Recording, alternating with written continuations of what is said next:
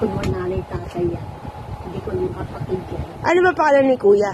Francie lang, di ba? Ang alam ko, Pablo Frankie daw siya sa hindi ko alam kung sa Binyag o sa ano eh.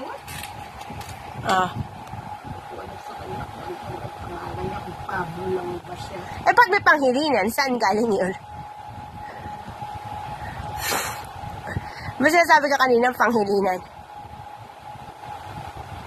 Sa kanila magkakapatid, meron gumagamit panghilinan ng gitna ni nanay.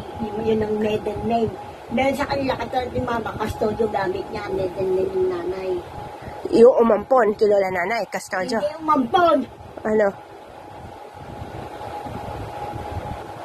Si Nana, ang gamit ni Mama, ano siya eh? Erlinda Custodio Sartu. Ah. Si Sanse, o si Tita niyata ang gamit, Adorasyon, Pangilinan, Sartu. Saan galing? Ang gulo naman yan. Kasi, Saan galing Custodio? Custodio na yan. yung Custodio Pangilinan, yan ang mga, yung nanay ni nanay, ang naging asawa, pinsan, pinaghiwalay.